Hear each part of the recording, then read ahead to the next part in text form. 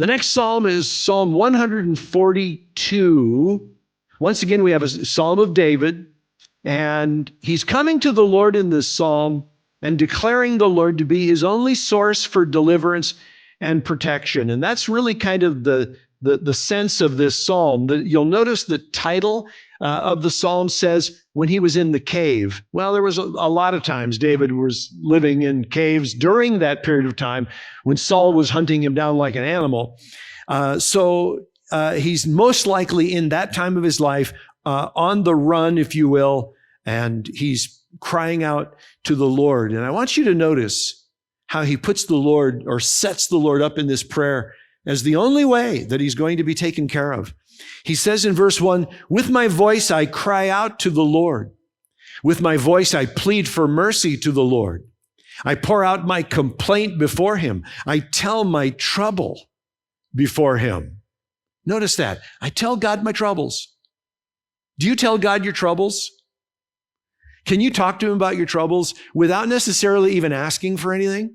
Can you just go to him and talk? Can you go to him and just say, I'm just really having a rough day. I just need to talk to you about this.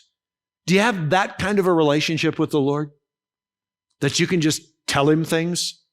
Talk to him about what's happening in your life? That's what David is doing. He's pouring out his complaint. He says, I'm going to tell you all my troubles. One thing good about God is he never gets bored and he never gets tired of hearing from you. The rest of us can. I'm not saying we do. We have that potential, but God never will, you know? Verse 3, he says, when my spirit faints within me, you know my way.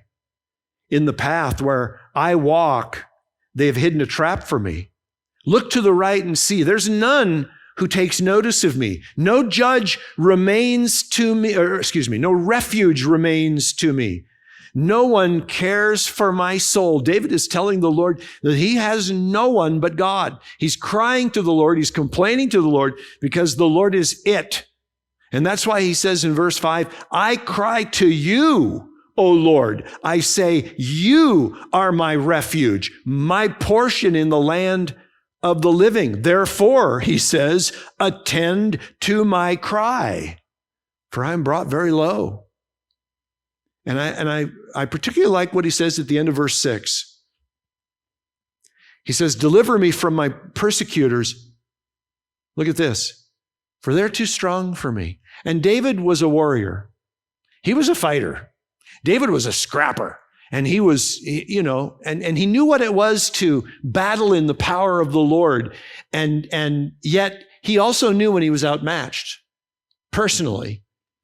And he tells the Lord right here that his persecutors are too strong for him. Have you ever told the Lord that what you're going through is too strong for you? It's too big, or it's too much? Have you ever told him that? It's a very freeing thing to do, frankly. To simply tell the Lord, I'm facing this situation and it's bigger than I am. And I don't have the power to face it. I don't have the power to overcome it. So I'm coming to you and I'm asking for your strength. You are my portion, in the land of the living. And look at verse 7. He says, bring me out of prison that I may give thanks to your name. Apparently, David felt like this cave in which he was hiding and probably, trying to stay safe was like a prison.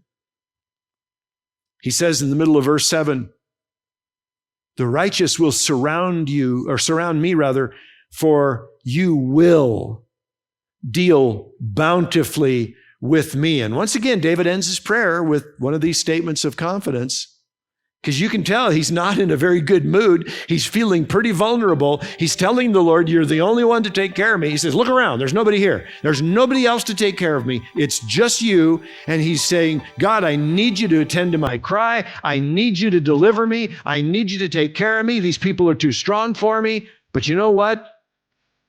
You will deal bountifully with, and by the way, bountifully means generously, lavishly. You will deal in a very generous way with me. And that is his confidence. And so ending that prayer with confidence, again, so powerful, so important.